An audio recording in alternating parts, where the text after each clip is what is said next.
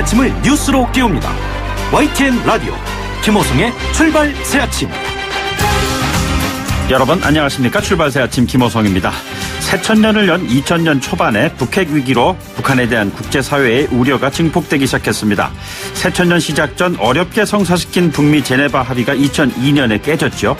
급기야 라이스 국무장관은 북한을 폭정의 전초기지 이렇게 명명을 했습니다. 이후 북한은 대륙간 탄도미사일 대포동 2호를 발사했고 1차 핵실험을 했습니다. 모두가 다 새천년 들어서면서 10년 안에 벌어졌던 일들입니다. 그 후 펼쳐진 10년. 북한 핵무력의 완성, 한반도 긴장 고조, 북미 관계 최악의 상황, 그리고 이를 해결하기 위한 남북 정상회담과 북미 정상회담 개최였습니다. 지난해에 이어서 어제 하노이에서 두 번째 만난 북미 정상 이렇게 얘기했습니다. 트럼프 대통령은 1차 회담보다 더 훌륭한 회담이 될 것이라고 말했고, 김정은 위원장은 모든 사람이 반길 훌륭한 결과가 만들어질 것이라고 확신한 바 있습니다. 오늘 그 결과에 주목합니다. 국내 정치 상황은 여전히 갈등 국면이죠. 자유한국당 신임 당대표에 선출된 황교안 대표는 당선 연설에서 문재인 정권의 폭정에 맞서겠다고 선언을 했습니다. 국제 정치 무대에선 폭정의 전초기지가 무너지는데 국내 정치 상황은 정반대로 가는 것이 아닌가 이런 생각이 들었습니다. 2월의 마지막 날 목요일입니다. 잠시 후 출발하겠습니다.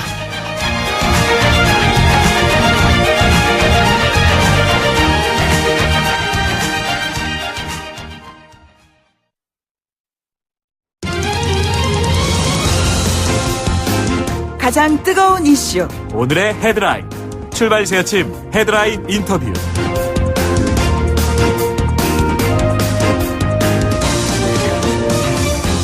네, 트럼프 대통령과 김정은 위원장 어제 1차 정상회담 이후에 8개월여 만에 다시 손을 마주잡았습니다. 만찬장의 분위기는 화면상으로 봤을 때는 좋게 보이더군요.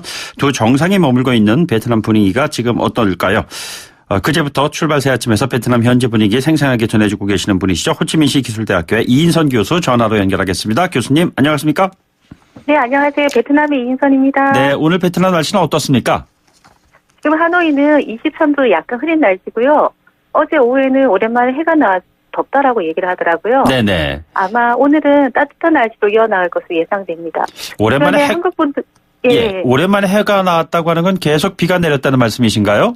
예, 간간히 비가 내려서 계속 흐린 날씨였고요. 한 열흘 정도 날씨가 흐렸습니다. 아, 그렇습니까? 날이 네네. 맑아야 두 정상이 야외에서 함께 걷는다든가 이런 장면이 좀 나올 수가 있을 텐데 그럴 수가 있을까요? 글쎄, 오늘 주변에 한국 분들 얘기로는 봄날처럼 느껴진다라고 얘기를 하니까 네네. 기대해봐도 되지 않을까라고 예상이 듭니다. 알겠습니다. 어제 베트남 그 하노이의 분위기는 어땠습니까? 어제 만찬과 관련돼가지고 네네. 하노이는 거의 관광객들하고 주변의 주민들과 함께 축제 분위기였다고 할 수 있습니다. 아, 그래요? 네. 화면에 보면 호텔 앞에 인파들이 굉장히 많이 몰려서 스마트폰으로 촬영을 하고 이런 모습들이 좀 보이더라고요. 네, 통제 교육이 상당히 길었거든요. 네네. 그래서 두 정상을 가까이 보는 거는 상당히 어려웠고요. 네네. 멀리서나마 차량을 보든지 차를 촬영하고 싶어하는 사람들이 많았던 것 같습니다. 예. 주변에 통제 구역이 길었지만 들어오는 통로에 일부 시민들이 피켓을 들고 서 있는 분들도 계셨고요. 네네. 예, 문구는 트럼프 대통령 베트남에 오신 것을 환영합니다. 라는 문구로 들고 있었고요. 네네. 그리고 베트남 현지인이라고 생각이 드는 소녀가 한복을 입고 미국의 성조기를 들고 있어서 상당히 이목을 모았습니다. 아, 그렇군요. 베트남 언론에서는 주로 어떤 제목으로 두 정상의 그 회담 소식을 전하고 있습니까? 제외한 두 정상? 이런 의미도 있고요. 또 김 위원장이 얘기했던 그 멘트를 인용해가지고 이야기를 하기도 하고 있습니다. 네네. 제외한 두 정상에서 청와국 측의 무거운 책무로 1차 북미 정상회담보다 긴장한 듯 굳어 있었지만 훌륭한 결과를 다짐했다. 이런 식의 내용을 이야기하고 있고요. 트럼프 대통령이 얘기하는 것보다 김 위원장의 얘기에 대해서 상당히 긍정적으로 보고 있는 것 같습니다. 네. 김 위원장이 얘기했던 내용을 글쎄 김 위원장의 생각이라고 생각이 드는데 우리는 어려움을 극복하고 왔으니 오늘 최선을 다해보자. 이게 김 위원장의 얘기였다라고 좀 얘기가 나오고 있는데요. 여기에서 우리다른 말을 중따라고 사용하고 있거든요. 네네. 예, 베트남을 해석하면 중따는 두 사람의 얘기가 포함되어야 되기 때문에 김 위원장의 얘기 그리고 트럼프 대통령의 이야기가 따로 있음에도 불구하고 네. 또 우리라는 얘기를 김 위원장과 트럼프 대통령이라는 의미로 가지고 있어요. 아, 그렇습니까? 예. 네네. 그래서 그 기사 밑에 사진은 두 정상이 악수하면서 포즈를 취하고 굳은 의지로 하겠다라는 모습들을 좀 보여주고 있는 상황입니다. 네. 만찬장에 들어가기 전에 그 만났던 모습에서는 다소 좀 경직된 표정이었다. 뭐 이런 모습들을 보도하는 언론들이 많이 있었는데요. 그걸 바라보는 베트남 국민들의 시각은 어땠나요? 아마 지금 상황이 서로 구축을 하기 위한 두 사람의 어깨가 되게 무거울 거니까 당연하지 않을까라고 얘기를 하고 있고요. 네네. 그런데 얘기하는 거에 대해서 힘이 있었고, 우리는 훌륭한 결과를 만들어내겠다라는 얘기가 있었고, 다소 긴장했지만 금방 뭔가 다른 표정으로 바뀌어가지고 두 정상이 뭔가를 만들어내지 않을까라고 기대를 하고 있는 상황입니다. 그러니까 오늘 이제 회담의 결과에 대해서 베트남 국민들도 굉장히 좀 관심 있게 지켜보고 있는 것이에요. 예, 당연하죠. 네. 자, 그런데 함께 수행원들도 뭐 여러 가지 일정이 있겠습니다만 베트남 대표 관광지인 하롱베이에 대해서 어제 말씀도 하시고 그랬는데 하이뽕은 또 산업단지들도 있고요. 그 대표단 가운데 간부들도 거기를 시찰을 했다고요. 네네, 그렇습니다. 북한 대표단의 공식 방문이었는데요. 이 베트남은 지금 현재 베트남 경제 발전의 상징인 도시입니다. 네네. 특히 하이퐁이라는 곳에 빈 그룹의 사업지로 선정돼 있어가지고요. 개혁과 개방에 대한 굳은 의지를 밝히는 행보다라는 보도를 지금 하고 있고요. 네네. 김정은 위원장은 지금 이걸 대신해서 경제 분야에 담당하는 참모들이 대신 나서서 미리 하고 있다라고 분석을 하고 있습니다. 예, 교수님 빈 그룹이라고 지금 말씀하셨는데 빈 그룹 안에 빈 패스트, 빈 스마트, 빈 에코 이런 게 다 포함되어 있는 건가요? 예, 맞습니다. 베트남에 빈자가 들어가면 전부 다 빈 그룹의 소속이라고 얘기할 만큼 전부 다 유명한 브랜드가 되는 거고요. 네네. 이 빈 앞에 빈 패스트, 자동차, 베트남에서 지금 자동차를 만들고 있는 상황이거든요. 네네. 어떻게 보면 빈 그룹 말고는 이 자동차를 시도할 기업은 없다 할 정도로 얘기를 하고 있습니다. 네네. 아마 올해 10월쯤 되면 판매를 한다라고 얘기를 하고 있는 상황입니다. 예, 이게 빈 그룹 할 때 이게 빈이 무슨 뜻입니까? 빈. 예, 베트남의 그 앞에 머리글을 따서 빈이라고 말을 붙이고 있는 상황입니다. 베트남의 머리 글자를 따서 빈이라고 한다고요? 네. 알겠습니다. 그리고 어제 친교 만찬을 제외하면은 두 정상이 오늘 최소한 한 4차례 정도는 만날 것이다. 뭐 이런 전망을 하고 있는데 베트남에서는 주로 어떤 의제들의 주목을 하고 있는지요? 세계 주목하는 의제 베트남에서 같이 주목하고 있고요.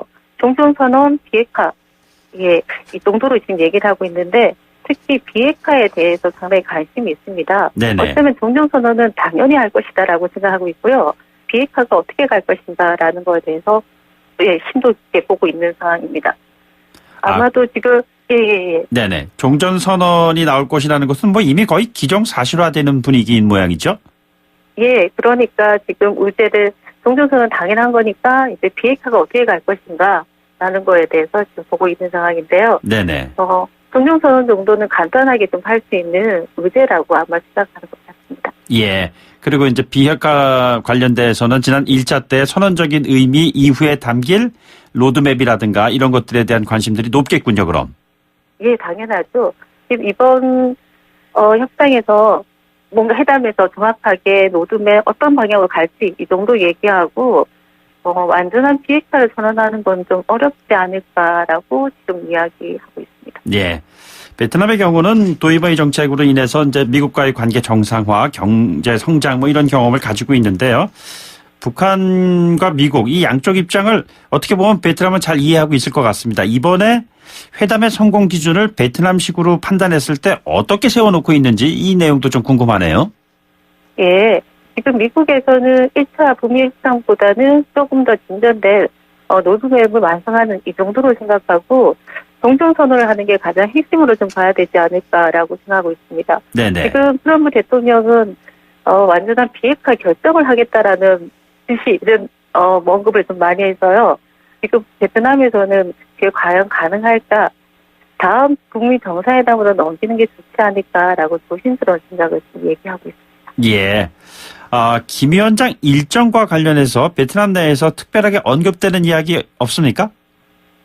지금 회담을 마치고 나서 뭔가 본격적으로 할 거라고 생각을 하는데요. 네네. 베트남 공식 친선 방문을 아마 3월 1일부터 2일까지 진행하지 않을까라고 생각을 합니다. 네네. 구체적으로 일정은 어떻게 뭐 얘기를 하고 있지는 않은데요. 예. 아마도 첫 공식 일정은 하노이 시내에 가까이 있는 호치민 주석 묘지를 찾는 것으로 시작할 가능성이 크다고 했습니다. 네네. 보통 외국 정상들이 오면 관례적으로 이곳에 와서 헌안하기 때문에 김 위원장도 이 코스를 따라서 가지 않을까라고 생각을 하고요. 네네. 그 이후에 중국 수석과 총리를 만나서 베트남 지도부들에게 뭔가 이렇게 얘기를 나누지 않을까라고 지금 생각하고 있습니다. 알겠습니다. 오늘 말씀 고맙습니다. 네, 감사합니다. 지금까지 호치민시 기술대학교의 한국어학과 이인선 교수였습니다.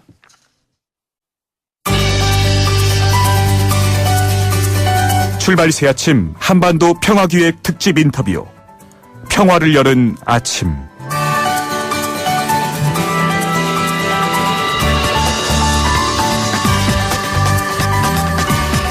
네, 베트남 현지 분위기 알아봤습니다. 정상들의 만남을 통한 내용이 무엇인가가 대단히 궁금합니다. 그래서요, 전직 통일부 장관 출신이시죠. 민주평화당의 정동영 대표를 전화로 연결해서 관련 내용들을 질문해 보도록 하겠습니다. 대표님 안녕하십니까? 네, 안녕하세요. 예, 어제 트럼프 대통령, 김정은 위원장 친교 만찬까지 쭉 지켜봤는데 답 함께 보셨겠죠, 대표님께서도요. 예. 아무래도 그 첫 번째 궁금한 거는 만찬 전에 두 사람이 한 20분 정도 단독으로 만난 자리에서 어떤 얘기가 오갔을까? 이게 참 궁금합니다. 어떤 얘기가 오갔을까요? 결국 네 글자가 중요한데요. 네네. 하나는 영변 폐기, 네. 그리고 또 하나는 제재 완화 아니겠습니까? 네네. 그러니까 어제 이제 단독 1대1로 만난 게 20여 분 되고, 그 다음에 이제 세 사람씩 해서 3대3 만찬 시간이 1시간 40분쯤 됐어요. 네네. 그러니까 다 합치면은 2시간 가량인데요. 거기서 사실 모든 게 결정됐다고 봐야 할 것입니다. 예. 왜냐하면 오늘 오전에 단독 정상회담은 불과 9시부터 9시 45분 통역 빼고 나면은 각자 한 10분 정도씩밖에는 사실 얘기할 분량이 안 되거든요. 네네. 그래서 본격적인 토론이 이루어지기는 어렵다고 보고요. 예. 어제 아마 토론이 진행됐을 거라고 봅니다. 그래서 김혁철, 비건 실무대표들이 닷새 동안 조율했던 합의된 것은 합의된 것대로 안 된 것들에 대한 타결을 시도했으리라고 보고요. 그다음에 밤새 문안 작업이 이루어졌을 겁니다. 그래서 아직 미진한 부분이 한두 개 있을 수도 있고 다 됐을 수도 있고 이따가 단독 회담 때 이제 분위기를 보면은 한가름이 나겠죠. 네네. 영변 폐기 제재 완화 이렇게 정리해 주셨는데 영변 폐기 플러스 알파의 그 플러스 알파가 무엇이 담기는가 이것이 중요하지 않겠습니까?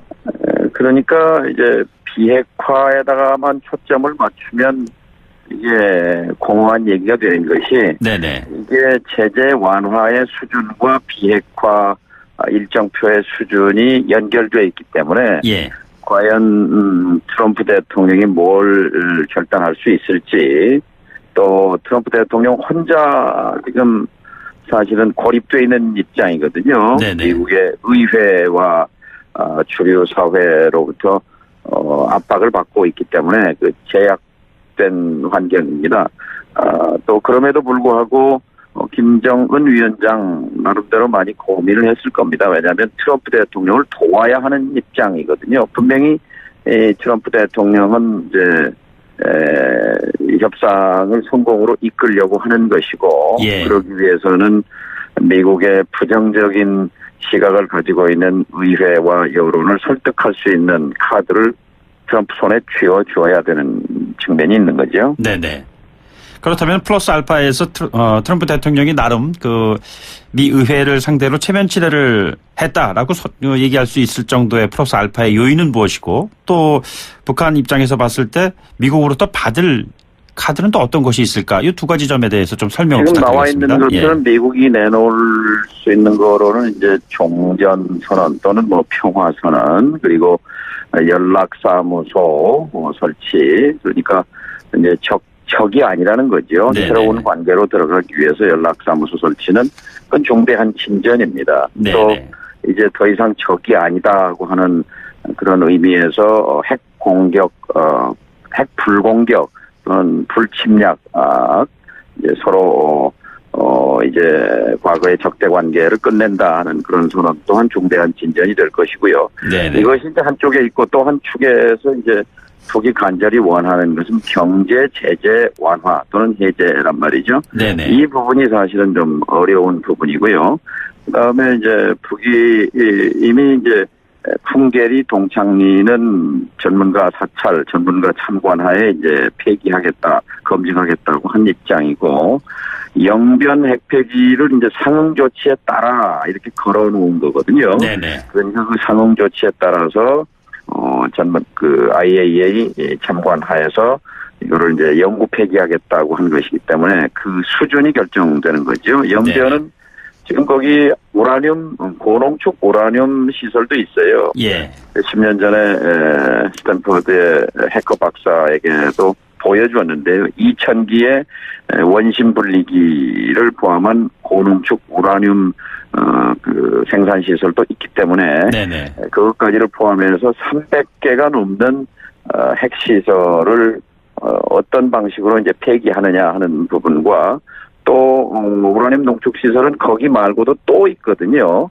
말하자면 최소한 한 군데 이상 2000기 이상의 원심 분리기를 가진 고농축 시설이 영변 이외에 있기 때문에 네네. 이것을 밝히고 폐기하겠다고 하느냐가 중요한 기준점이 될 겁니다. 예. 또 하나 이제 ICBM 문제인데 미국 국민들과 트럼프 대통령이 가장 관심이 있는 부분이죠. 네네. 근데 그것은 지난 평양 합의에서 문재인 대통령과 합의한 바 있죠.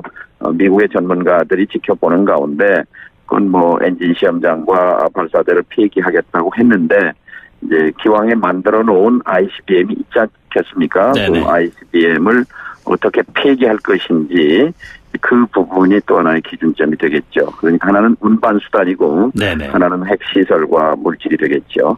그 영변 핵시설 폐기에 대한 상응 조치 말씀하셨는데 그 상응 조치와 관련해 가지고 금강산 관광 이야기가 나오고 있습니다. 그건 이제 우회로인데요. 네네. 문재인 대통령이 트럼프 대통령에게 마땅치 않으면 개성공단과 금강산 관광 카드를 쓰시오 하고 예, 예. 이제 쥐어준 거거든요. 네네. 근데 북미 정상회담에서 남북 관계를 직접 언급할 수는 없습니다. 네네. 개성공단과 금강산은 남북 문제지요.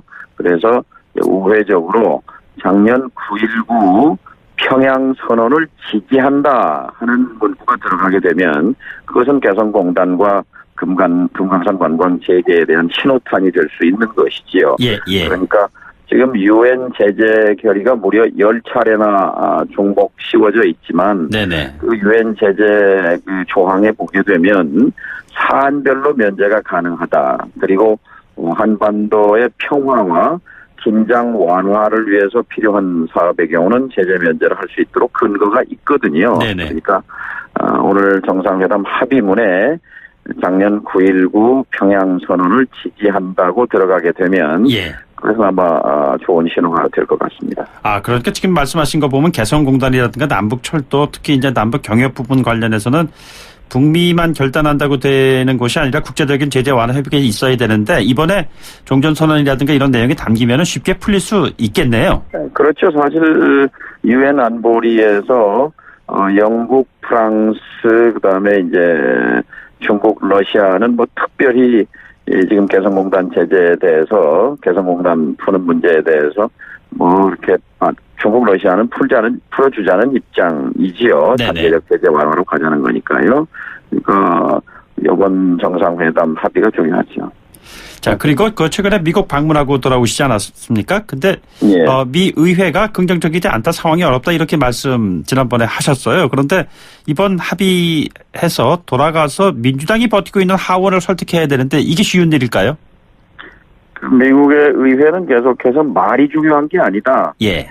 증거를 내놔라. 증거 얘기를 자꾸 하거든요. 네네. 그러니까 1차 싱가포르 회담에서는 원칙적 합의였지 않습니까? 새로운 북미 관계, 평화체제, 완전한 비핵화. 이제 말뿐이다라는 것이고 물론 북 입장에서는 우리가 선제 조치를 했지 않느냐. 번결이라든지 동창이라든지 근데 이제 그런 것들은 평가하지 않는 분위기고요. 네네. 이번에 이제 하노이 회담에서 구체적인 행동 계획을 가지고 가야 되는 거죠. 예. 당초는 이제 미국은 북이 갖고 있는 핵 그 시설과 물질과 무기를 전부 신고해라, 목록을 내라. 과거 방식인데요. 이제 이렇게 요구를 했는데 그건 이른바 이제 선비핵화죠. 먼저 이제 옷을 다 벗어라 이제 이런 얘기인데 여기에 대해서 이제 북이 강력히 반발한 거 해왔었죠. 네네. 심지어 뭐 강도적 요구다라고까지. 그래서 지금 오늘 현재는 그 선비핵화 요구가 어떻게 되어 있냐면 동시 병행적으로 진행한다. 이렇게 지금 미국의 입장이 선회했기 때문에 2차 정상회담이 이루어진 것이고. 네네. 그러니까 제재 완화 수준과 비핵화 조치 수준이 이제 조응한단 말이죠. 네네. 미국 의회와 주류 언론 등을 설득하려면 구체적인 행동 계획을 사실 김정은 위원장이 좀 결단할 필요가 있습니다. 시간을 끌어서 지금 트럼프 대통령은 사면 초과거든요. 지금 국내에서 뭐 좀 특검 문제도 있고 베네수엘라 사태도 있고 여러 가지 문제에 지금 포위되어 있는 형국인데 여기서 뭔가 성과를 쥐고 돌아가야 되는 절박한 입장에 있고 김정은 위원장도 그 먼 길을 기차로 열차로 종단해서 왔는데 뭐 하나마나한 합의를 하고 돌아가지는 않을 거라고 생각합니다. 네네. 결국엔 통 큰 결단을 내려야 될 우선순위를 따지고 본다면은 김정은 위원장이 먼저 좀 해야 되겠군요. 뭐 동시입니다만 그러나 좀 더 김정은 위원장은 어차피 지금 되돌아갈 수 없는 길을 왔거든요. 네네. 그리고 노동신문이 지난주에도 그렇게 썼어요. 김정은 위원장의 비핵화 결단은 알렉산더 대왕인 골디우스의 매듭을 단칼에 잘라버린 것과 같은 결단이다. 예. 우리는 되돌아갈 수 있는 길이 없다. 이렇게 이 노동신문은 북한 인민들이 학습 교재거든요. 예. 그러니까 그렇다면 이제 북한 경제의 가시적인 성과를 위한 돌파구가 필요합니다. 네네. 그렇다면 기왕 내려놓기로 했으면 좀 더 과감한 조치가 김정은 위원장의 결단을 통해서 이루어져야 합니다. 예. 오늘 그 단독 정상회담, 확대 정상회담까지 뭐 여러 가지 숨가쁜 외교 협상이 이어질 텐데 가장 주목하고 있는 부분 어떤 것이신지요? 이것이 뭐 세계가 이제 구체적인 행동 조치를 요구하는 것인데요. 네네. 그러니까 영변 핵시설 플러스 알파가 다른 우라늄 시설도 포함되느냐, 또 ICBM 그 자체 폐기를 어떻게 할 것이냐. 저는 그 가능성도 있다고 봅니다. 왜냐하면 그 미국 국민들을 설득하는데 ICBM만큼 효과적인 카드가 없거든요. 네네. ICBM을 미국의 전문가들이 보는 가운데 폐기하겠다, 라고 선언하게 되면 그것은 아마 훌륭한 카드가 될 거라고 생각합니다. 알겠습니다. 연결한 김에 대표님께 그 국내 정치 상황 질문 한 가지만 드리겠습니다. 어제 그 황교안 전 총리가 한국당의 제1야당 대표로 당선이 됐습니다. 문재인 정권의 폭정에 맞서겠다고 선언을 했어요. 그 과거에 콘돌리자 라이스 그 장관이 북한을 폭정의 전초기지라는 표현하지 않았었습니까? 뭐 그것이 좀 네. 북미 정상회담 열리면서 좀 연상도 되는 그런 그 단어이기도 하고 그랬는데 황교안 대표가 가장 중점적으로 해야 할 일이 무엇이라고 보시는지요? 네, 당선 첫날이기 때문에 덕담을 해드리는 게 맞지요. 네. 뭐 선거 때는 뭐라고 했든 간에 일단 책임 있는 제1야당의 대표가 되셨기 때문에 국민의 눈높이에서 또 국민이 바라는 정치를 해주시기를 바랍니다. 알겠습니다. 자세한 내용은 나중에 관련된 내용으로 연결을 해서 말씀 듣는 걸로 하죠. 오늘 말씀 고맙습니다. 예, 감사합니다. 지금까지 민주평화당의 정동영 대표였습니다. 1부 마치고요. 2부에 돌아오죠. 뉴스를 만들어내는 뉴스, 이슈를 끌고 가는 이슈. 아침을 여는 정통 아침 시사. YTN 라디오 김호성의 출발 새아침.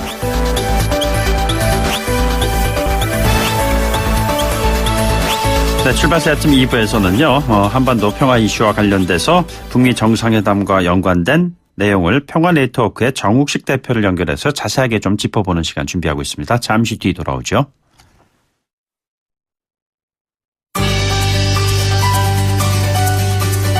출발 새 아침 한반도 평화기획 특집 인터뷰. 평화를 여는 아침.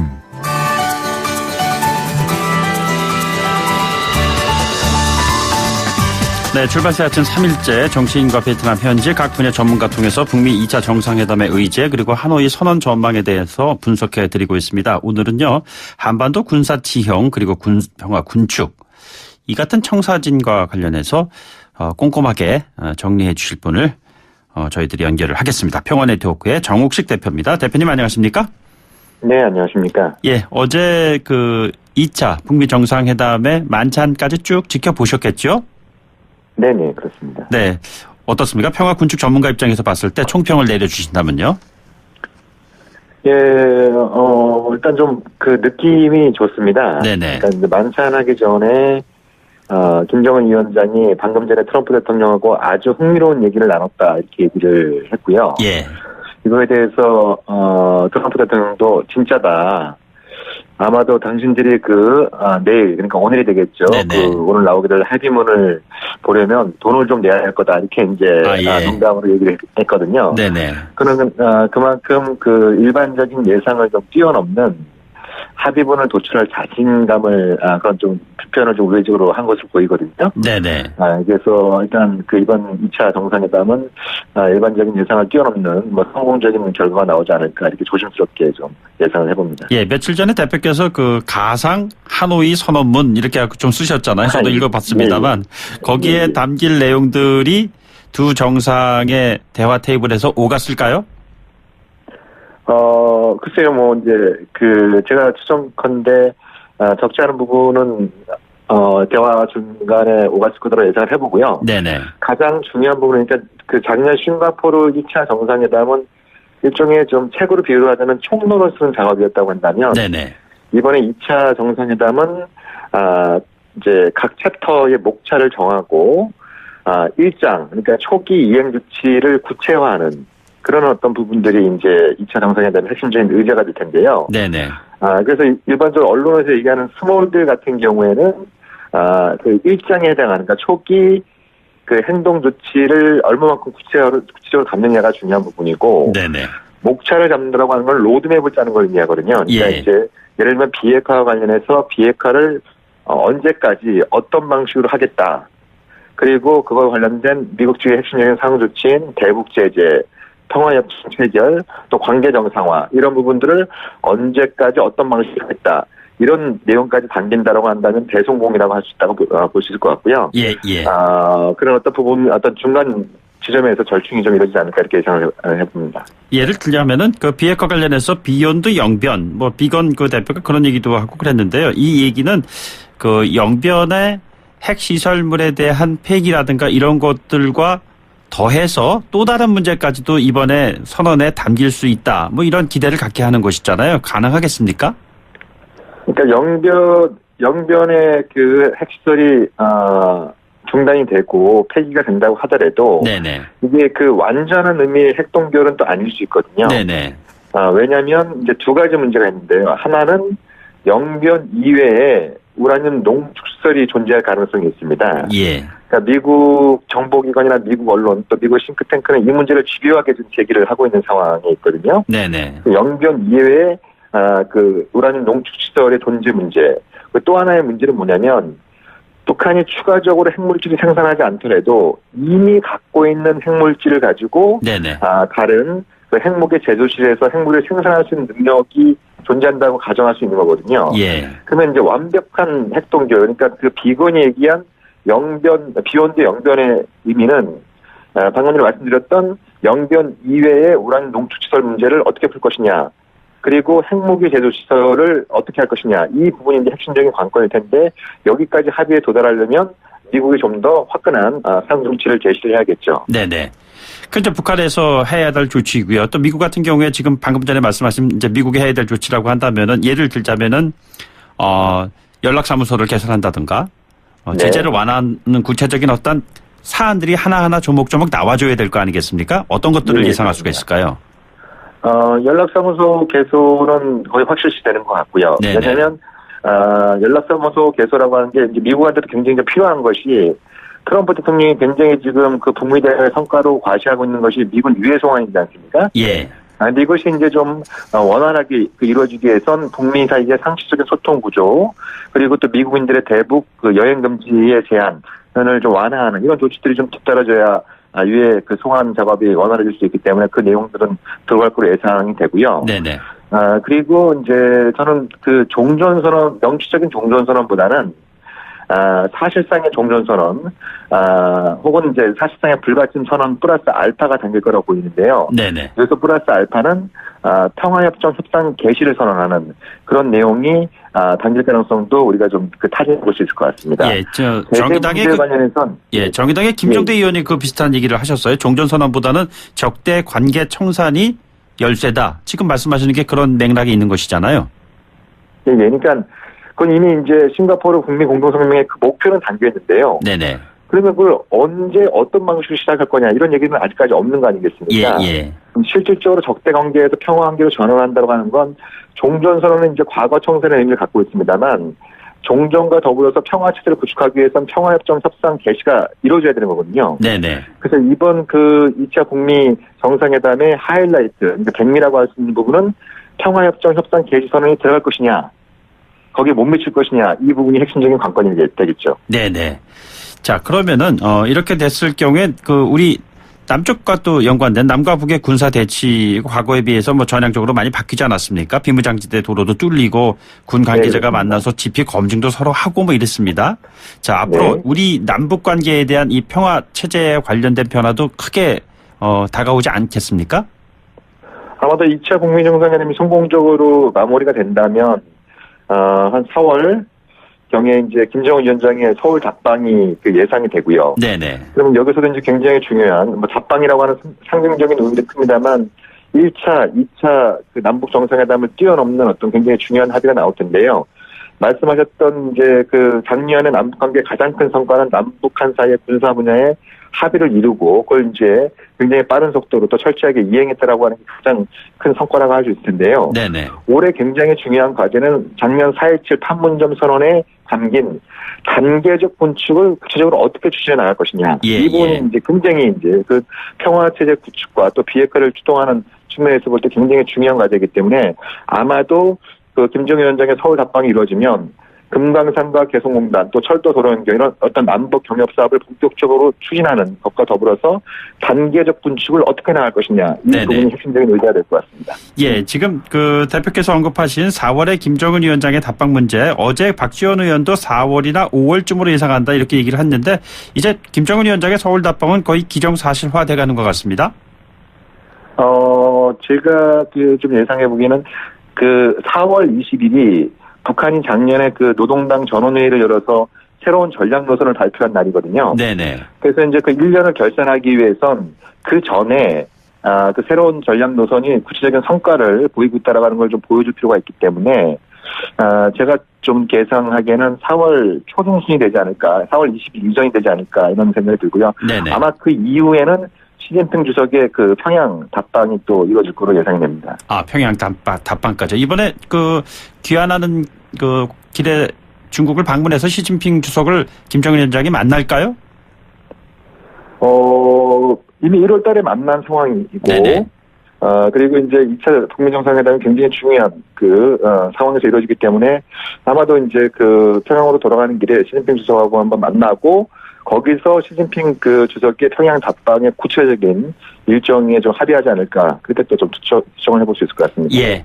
단계적 군축 과정과 병행해서 앞으로 그 남북 간의 경협이라든가 또는 이산가족 상봉의 정례화라든가 뭐 서신왕래 뭐 이런 것들 모습도 충분히 그릴 수가 있겠죠?